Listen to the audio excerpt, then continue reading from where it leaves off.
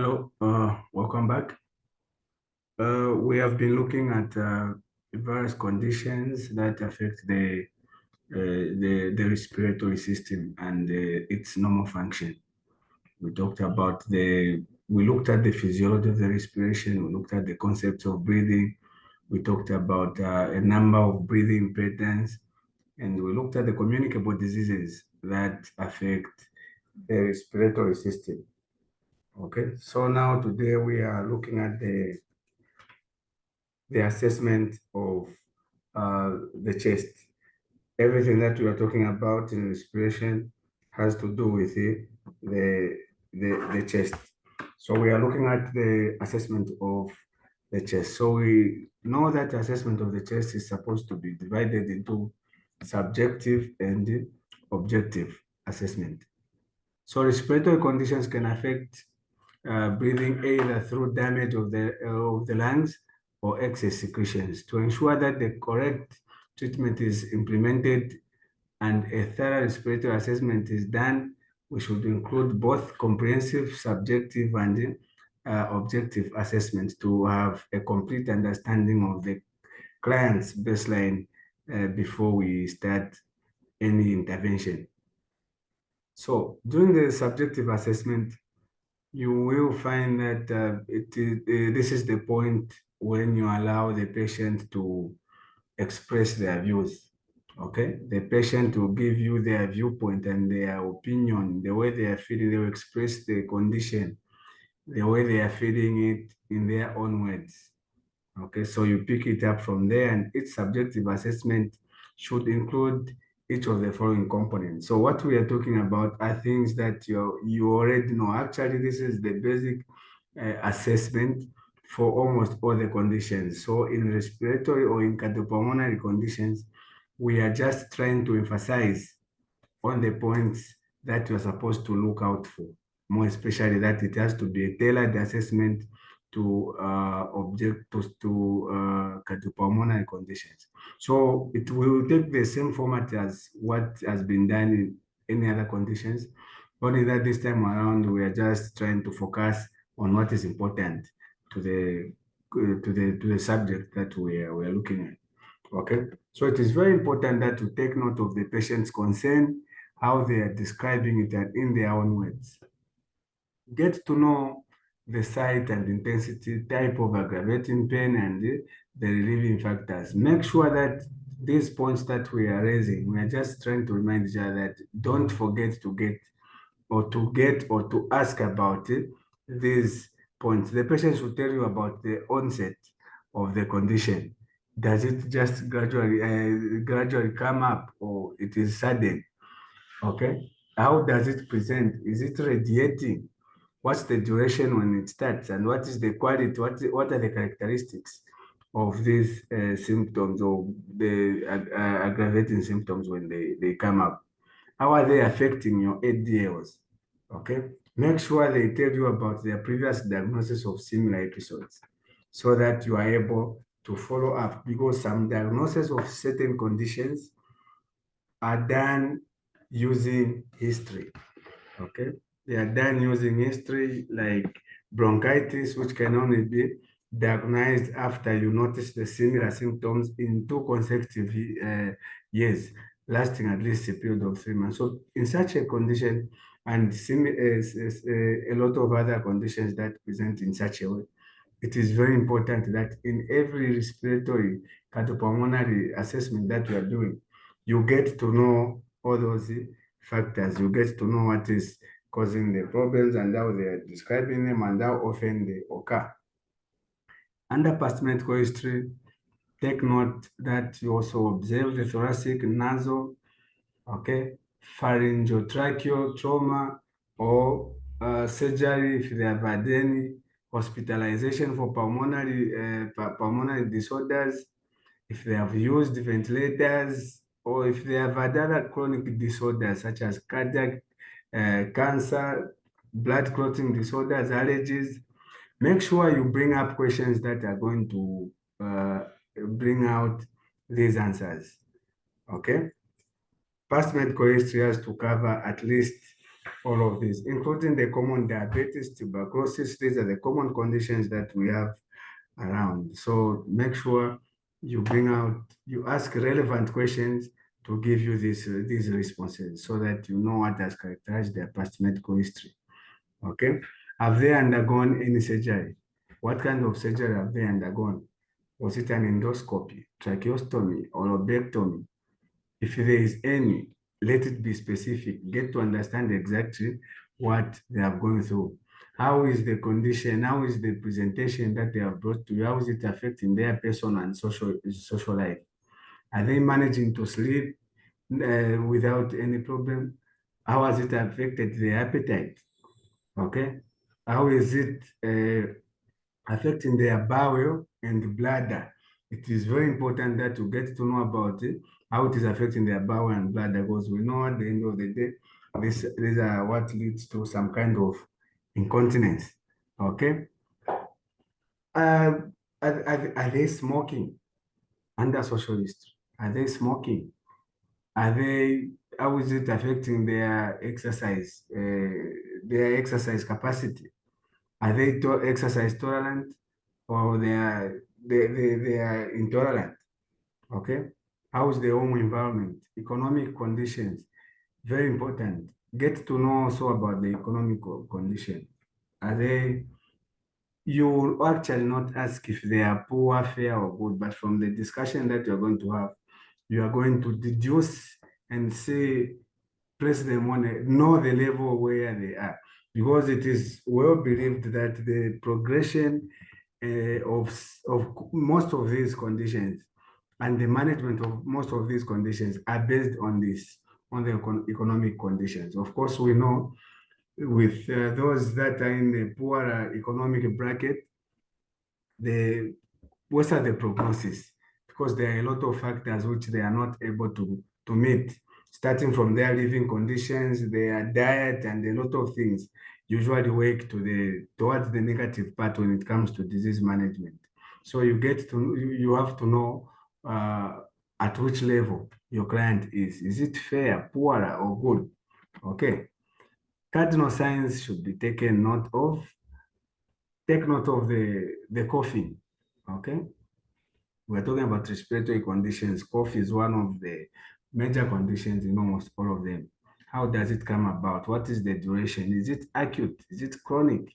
Acute, if they tell you that it is less than 3 weeks, okay, or it lasts less than 3 weeks, or persistent, if it is somewhere above to 3 weeks, above 3 weeks, or chronic, if it is above 8 weeks, that is 2 months. So you know that it is chronic. And that is where even the definition of chronic bronchitis also takes a leaf, because it is talks about a cough that has been done, that has been there for not less than 2 months, for 2 consecutive years.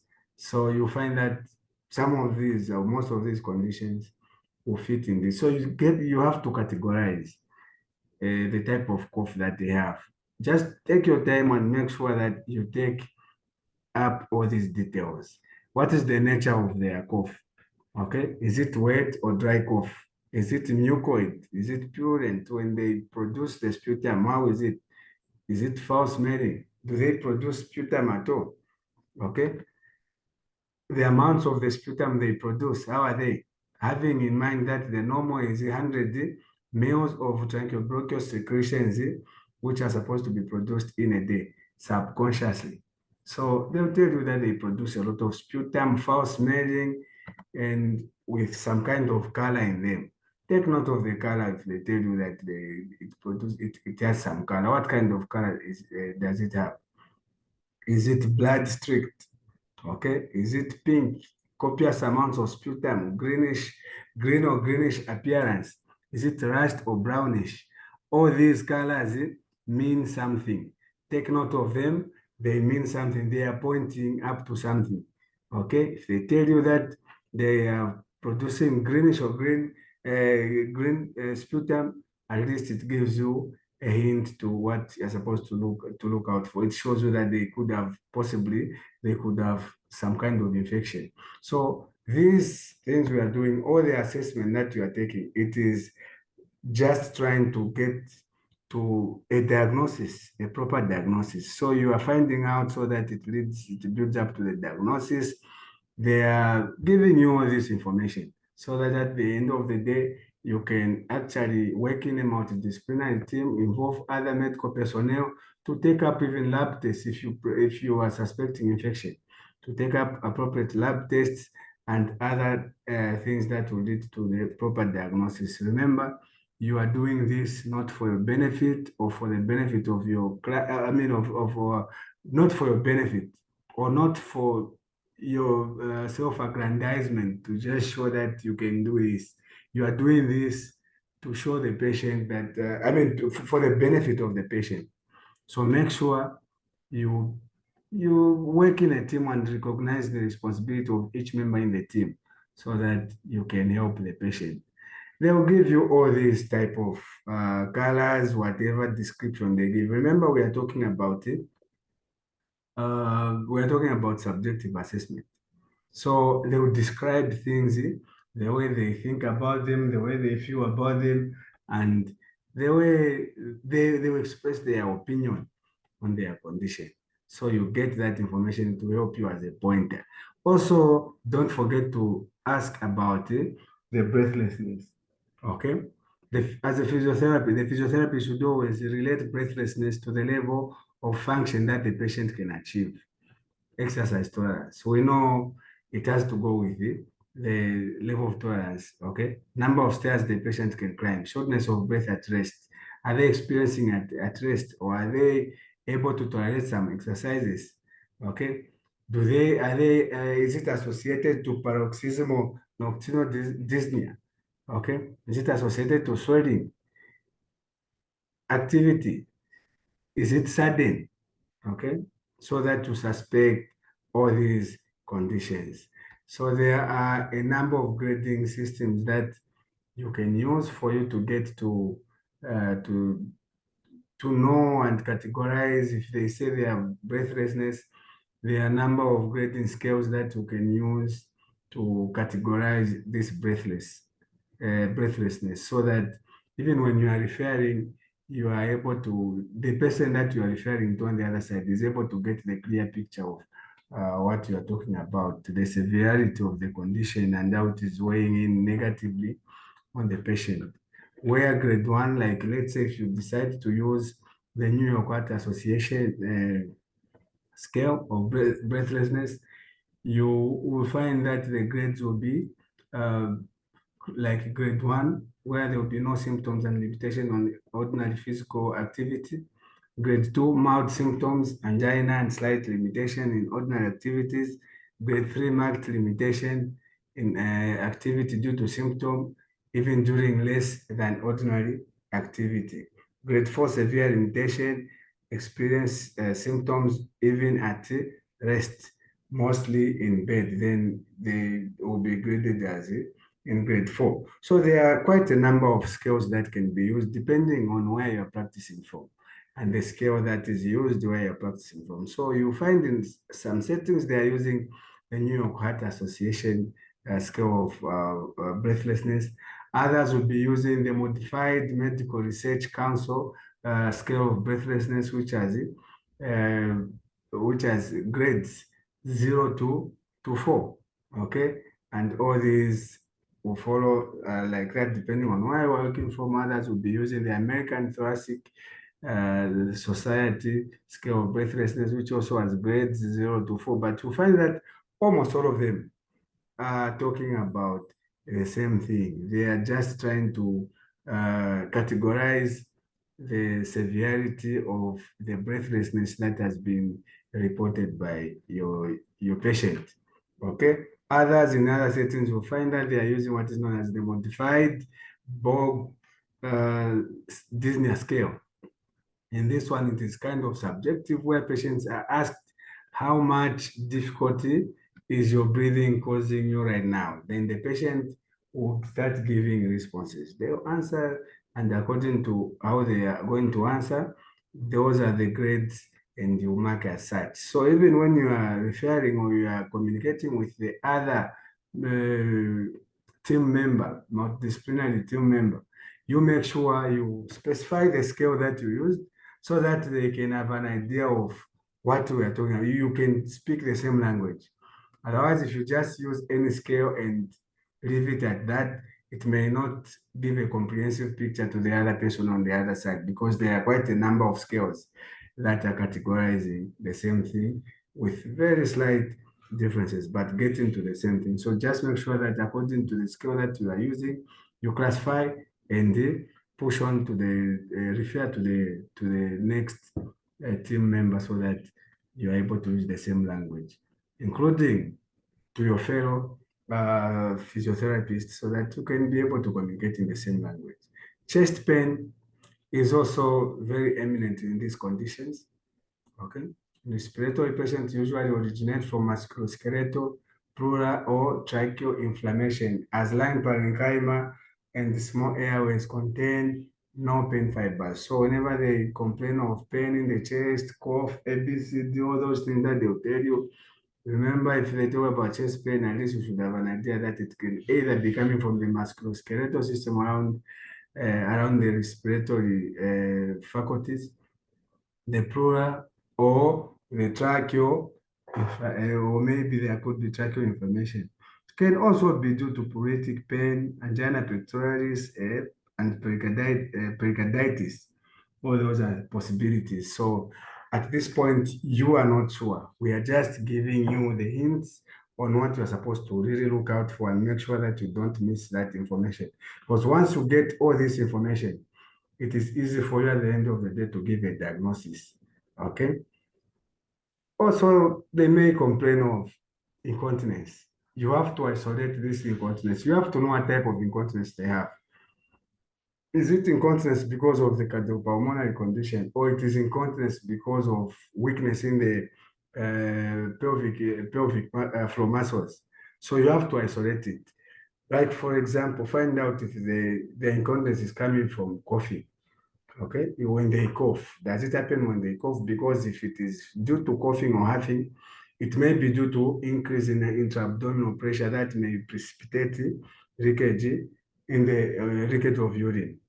Okay, so get to know about it and know where it is coming so that you categorize it. You know if it is something that is coming out of the cardiopulmonary condition which they are there for, or it is due to some other conditions.